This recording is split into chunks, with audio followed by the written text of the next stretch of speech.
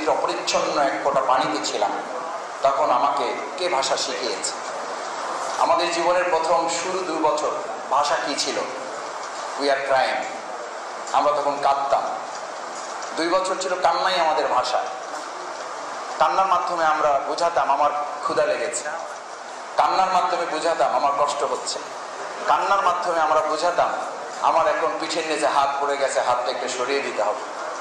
এই কান্না থেকে যে আল্লাহ সুবহানাহু ওয়া তাআলা আমাদেরকে আল্লামাহুল বায়ান আর রহমান তিনি পরিচয় দিচ্ছেন। সুতরাং এটি বান্দার জন্য, মানুষের জন্য আল্লাহর পক্ষ থেকে অনেক নিয়ামতের মধ্যে একটি বড় নিয়ামত। সেই নিয়ামত যারা কেড়ে নিয়েছিল, আর কেড়ে নেওয়ার চিহ্নিত করে তার বিরুদ্ধেও আমরা মাথা উঁচু করে 21 থেকে শিক্ষা নিয়ে তাকেও আমরা প্রতিরোধ করব। আমরা খুব দুর্ভাগ্যজনকভাবে লক্ষ্য করছি শিক্ষা প্রতিষ্ঠানগুলোকে পরিকল্পিতভাবে অস্থিতিশীল করে কোনো কোনো ক্ষেত্রে এই সরকারকে দ্রুত সময়ে ব্যর্থ করে, সংস্কারকে ব্যাহত করে, তথাকথিত যে কোনো উপায় একটা নির্বাচন আদায় করার লক্ষ্যে জনগণ এখন বলছে। আমি গতকালকে রিক্সায় উঠে একজনের সাথে কথা বলতে গিয়ে একজন রিক্সাওয়ালা ভাই তিনি আমাকে বলছেন যে স্যার, আপনার কাছে কি মনে হয় যে এগুলো শুধুই একটা দুর্ঘটনা? আপনার কাছে মনে হয় যে শুধু এটা একটা মারামারি? আমি বললাম কেন, কি মনে হয় আপনার কাছে? বললো যে স্যার, এটা আমরা তো নিজেরা যখন এক জায়গায় বসে আলোচনা করি, আমাদের কাছে মনে হয় এই সমস্ত বিশৃঙ্খলাগুলো করার মূল লক্ষ্য হচ্ছে সংস্কারকে ব্যাহত করে তথাকথিত একটা নির্বাচন দ্রুত করার মধ্য দিয়ে কেউ কেউ ক্ষমতায় যাওয়ার জন্য একটা দুঃস্বপ্ন বাস্তবায়ন করে।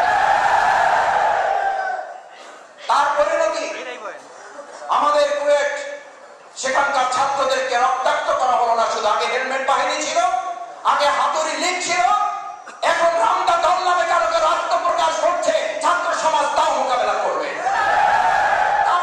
কামিল মাদ্রাসার মতো একটা পবিত্র অঙ্গনে আমাদের মাদ্রাসার কোরআন ইলম বুকে ধারণ করা দাড়িওয়ালা একটা সভ্য ভদ্র একটা ছেলেকে গতকালকে আমরা দেখলাম ফেসবুকে, আমরা আহত হয়েছি। বিগত 15 বছরে যারা মাদ্রাসায় হামলা করার সাহস পায় নাই, আজকে নতুন এমন ফেসিবাদের জন্ম কেউ কেউ দিচ্ছেন। আমাদের মাদ্রাসা ছাত্রকে আহত করতেও তারা দ্বিধা করেন না। মনে রাখতে হবে, আমাদের আমির জামাত স্লোগান শিখান, আবু সাঈদে মুক্ত, শেষ হয়নি যুদ্ধ, এই যুদ্ধ করে এই ফেসিবাদকে মোকাবেলা করা হবে।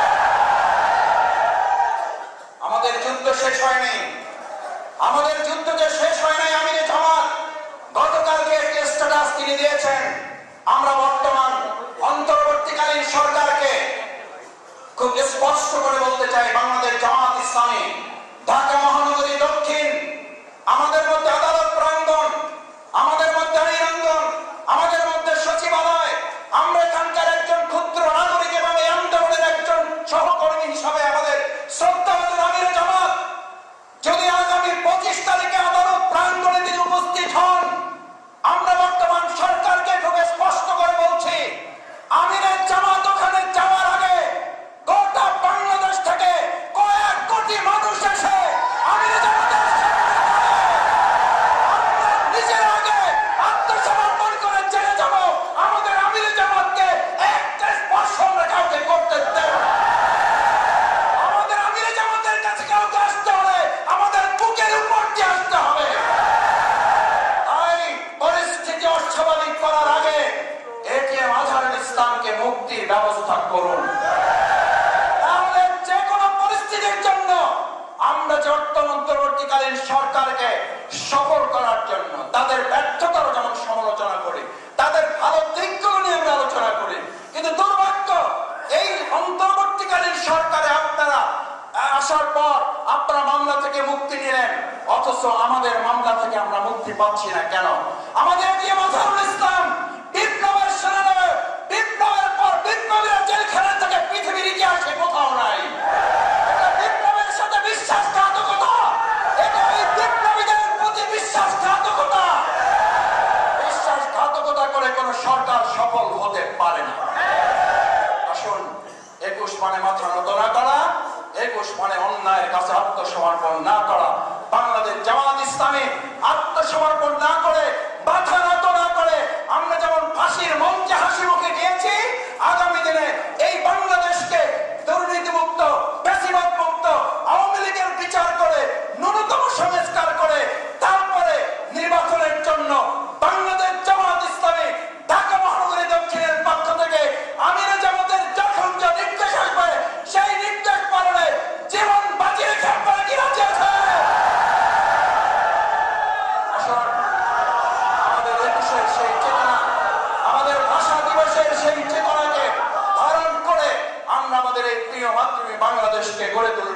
সেই হোক আজকের প্রত্যয়।